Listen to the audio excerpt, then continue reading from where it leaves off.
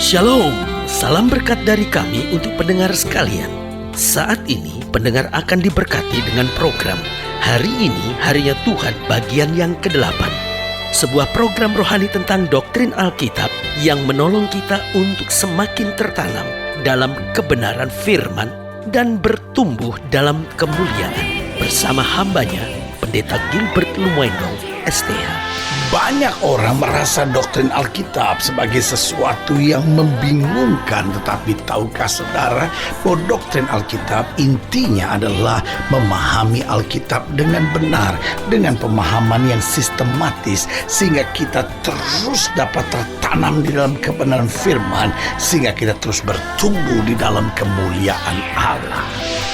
Buka hati saudara sekalian untuk menerima berkat-berkat firman-Nya hari ini.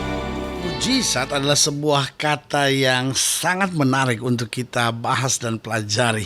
Kenapa sangat menarik untuk kita bahas dan pelajari? Karena kalau kita bicara tentang gereja dan mujizat, ini menarik. Kenapa saya katakan menarik? Karena di sisi yang lain, ada gereja-gereja yang menjadikan mujizat dalam tanda petik ya, sebagai Tuhannya. Karena memang untuk itu dia ke gereja, dia rindu sekali dapat mujizat, dia rindu sekali alami hal-hal yang dahsyat. Doanya selalu, Tuhan buat mujizat, karena dalam gerejanya mujizat itu menjadi sentral yang utama. Tetapi sebaliknya, ada orang yang menempatkan mujizat dalam tanda petik ya, istilah saya sendiri saya bilang, menempatkan mujizat di keset gereja. Kenapa saya katakan bahwa mereka menempatkan mujizat di keset gereja? Karena mereka menganggap bahwa mujizat, apa itu mujizat? Kita kan masuk gereja untuk menyembah Tuhan, kita masuk gereja untuk mendengar firman Tuhan. Ya udah, selesai sampai di situ. Gak usahlah kita jadi orang aneh yang mengharapkan mujizat-mujizat. Akhirnya gereja kok seperti perdukunan gitu. Nah, saudaraku yang kasih dalam Tuhan, akhirnya kalimat ini aneh sekali. Karena apa? Karena akhirnya kita mulai berpikir bahwa dukun sih bisa buat mujizat, tapi Kristen, anak Tuhan, gereja, rasanya gak akan pernah bisa buat mujizat. Nah, saudaraku yang kasih dalam Tuhan, lalu pertanyaannya, kenapa bisa ada kesenjangan sedemikian rupa? Di sisi yang lain, ada orang-orang yang begitu percaya sekali akan mujizat, bahkan harapkan sekali mujizat, bahkan hidupnya memang terus di dalam mujizat-mujizat Tuhan. Tapi di sisi yang lain, ada orang-orang yang menganggap bahwa mujizat itu tidak penting, mujizat itu tidak perlu. Nah, saudaraku yang kasih dalam Tuhan, kalau sentral fokus hidup kita untuk mencari mujizat, saya khawatir akhirnya kita salah langkah. Kenapa? Karena fokus hidup kita adalah Kristus. Tetapi saya harus tegas bicara sama saudara bahwa Yesus itu adalah Tuhan segala mujizat, saudara-saudara. Kalau kita percaya pada Yesus, kita memang tidak mencari mujizat, kita mencari Yesus. Tapi waktu kita mencari Yesus berarti kita harapkan mujizat dalam hidup kita. Nah, saudaraku yang kasih dalam Tuhan, ada banyak orang yang berkata, oh iya saya cari Yesus, tapi mujizat gak perlu. Nah, akhirnya kita pilih Yesus. Siapa Yesus? Yesus kan sumber segala mujizat. Jadi waktu kita terima Yesus, maka paket keselamatan itu adalah tanda-tanda mujizat menjadi pengalaman hidup kita setiap hari. Haleluya. Salam jumpa saudara kasih yang dalam Tuhan. Selamat datang dalam program kita hari ini, Harinya Tuhan. Sebuah program rohani yang mengingatkan kita untuk selalu berjalan dalam firman Tuhan. Di tengah dunia yang serba tidak pasti ini, firman Tuhan membawa kita pada kepastian. Haleluya. Dan program ini kita sedang bicara tentang tanda-tanda dan mujizat. Saudara yang kasih dalam Tuhan, bangsa Yahudi percaya akan mujizat. Tetapi bagi mereka mujizat hanya berlaku bagi orang-orang tertentu saja. Tidak semua orang yang bisa mengalami mujizat. Itu sebabnya imam besar akan masuk 1 tahun 1 kali berjumpa dengan Allah. Dan bagi mereka hanya imam besar yang bisa mengalami pengalaman-pengalaman mujizat. Hanya kelas-kelas imam yang dapat mengalami pengalaman-pengalaman mujizat. Tapi kalau orang biasa dengan dosanya, mereka masih terlalu jauh. Mereka mesti datang kepada imam, dan imam itu sendirilah yang akan menghadirkan mujizat lewat doanya bagi orang yang menurut mereka jauh dari Tuhan. Tetapi saudaraku yang kasih dalam Tuhan, waktu Kristus mati, tirai itu telah terbelah. Setiap kita adalah orang percaya yang layak untuk menerima tanda dan mujizat dari Tuhan. Haleluya. Nah, pembahasan kita hari ini dari Kisah Rasul pasal 5. Kisah Rasul pasal 5 ayat yang ke-12 mulai. Kalau saudara-saudara bisa ambil Alkitab saudara, saya beri kesempatan untuk itu. Saudara-saudara yang mungkin mau ambil catatan alat tulis, sehingga saudara mencatat bagian-bagian firman Tuhan yang penting, kata-kata firman Tuhan yang membangun hidup saudara. Dan ada waktu-waktunya di mana saudara membuka lagi dan mempelajari lagi, dan iman saudara semakin dikuatkan oleh anugerah Tuhan. Haleluya. Kisah Rasul pasal 5 ayatnya yang ke-12 dikatakan demikian. Dan oleh rasul-rasul diadakan banyak tanda-tanda dan mujizat di antara orang banyak. Semua orang percaya selalu berkumpul di serambi Salomo dalam persekutuan yang erat. Perhatikan kalimat ini, dalam persekutuan yang erat. Orang-orang lain tidak ada yang berani menggabungkan diri kepada mereka. Namun dikatakan apa? Mereka sangat dihormati orang banyak. Dan makin lama, perhatikan baik ya, karena hidup yang benar, hidup yang memuliakan Tuhan, makin lama makin bertambahlah jumlah orang yang percaya kepada Tuhan, baik laki-laki maupun perempuan. Bahkan mereka membawa orang-orang sakit keluar ke jalan raya dan, perhatikan baik, membaringkannya di atas balai-balai dan tilam, supaya apabila Petrus lewat, setidak-tidaknya bayangannya mengenai salah seorang dari mereka. Dan juga orang banyak dari kota-kota di sekitar Yerusalem datang berduyun-duyun, serta membawa orang-orang yang sakit dan orang-orang yang diganggu roh jahat. Dan kata Alkitab, mereka semua, haleluya, dengar baik, mereka semua, saya ulangi sekali lagi, dengar baik, dan mereka semua.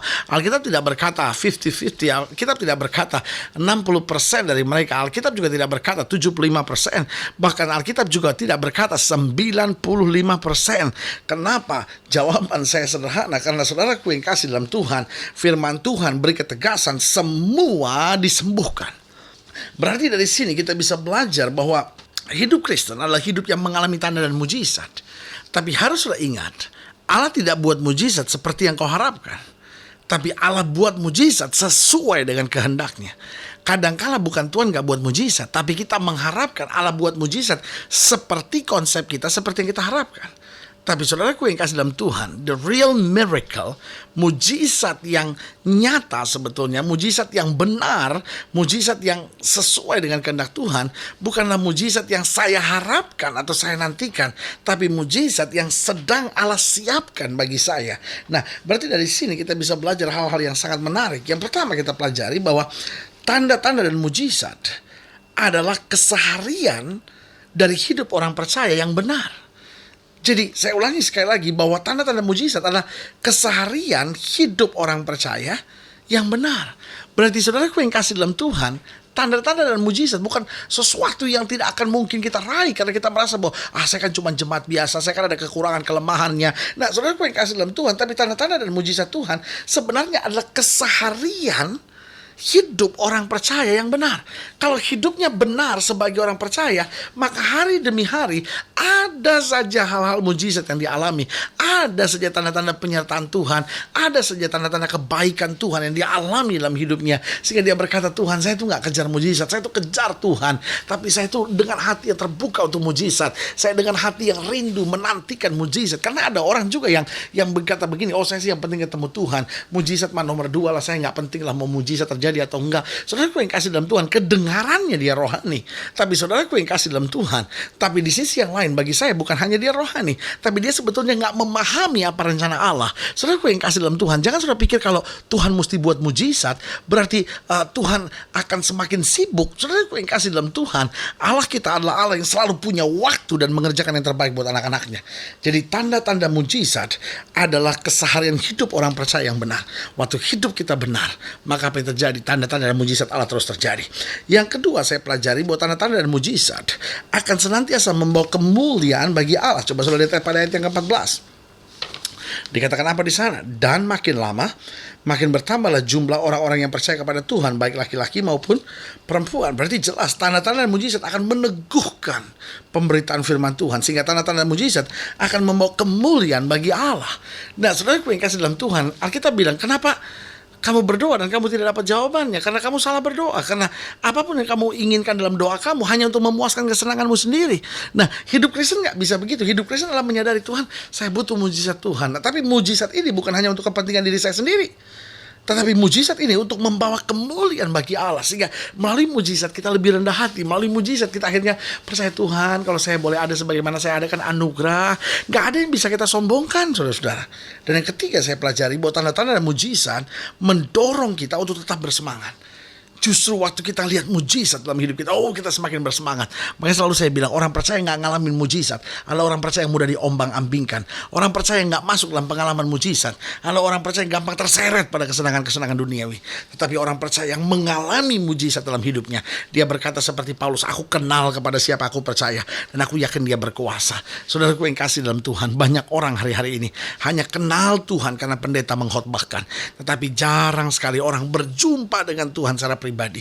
Tetapi bagi saya, perjumpaan dengan Tuhan adalah setiap hari. Kenapa? Karena satu hari kita tidak berjumpa Tuhan lewat doa kita, lewat keseharian kita, maka dunia ini akan terasa begitu berbahaya dan berat buat kita. Jadi saudaraku yang kasih dalam Tuhan, dari sini kita bisa belajar bahwa tanda-tanda mujizat adalah keseharian hidup orang percaya yang benar. Yang kedua, tanda-tanda mujizat membawa kemuliaan bagi Allah, membawa kita senantiasa memuliakan Allah dan melihat kebesaran keagungan kuasanya. Dan yang ketiga, tanda-tanda mujizat itu mendorong kita untuk tetap bersemangat. Karena waktu kita tahu, iya ya mujizat terjadi, masa saya harus takut sih? Iya ya mujizat terjadi, masa saya harus lemah? Betul suami saya menyakitkan saya. Betul apa yang istri saya buat sangat melukai saya. Apa yang orang tua saya buat telah begitu membekas di hati saya. Tapi kita mau bangkit dan bilang, Tuhan, saya percaya tanda-tanda mujizat Tuhan akan terjadi dalam hidup saya. Dan orang-orang yang ngalamin tanda-tanda mujizat Tuhan akan terus bersemangat buat Tuhan. Ayo, tantangan boleh ada, tapi kita bilang, kalau dulu Tuhan tolong, kemarin Tuhan tolong, maka hari ini Tuhan tolong, dan esok saya akan melihat mahkota yang tersedia buat orang percaya. Haleluya. Saudaraku yang kasih dalam Tuhan, saudara ingin dilayani lebih jauh, hubungi kami melalui telepon, hubungi kami melalui surat, kunjungi website kami, karena kami ada untuk membawa Bapak Ibu Saudara senantiasa lebih dekat pada Tuhan dan mengalami kasih kuasa dan mujizat yang luar biasa. Haleluya. Dan melalui program ini juga saya mau berdoa untuk setiap saudara yang sakit, setiap saudara yang berbeban berat, karena saya percaya bagi Allah tidak ada perkara yang mustahil. Saudara-saudara yang sakit boleh taruh tangan kanan saudara di dada, ataupun masalah apapun saudara boleh taruh tangan kanan saudara di dada, dan kita doa Bapa dalam nama Yesus. Hamba doa buat yang sakit, hamba doa buat yang berbeban berat, hamba doa untuk setiap mereka yang sedang menghadapi masa-masa sukar.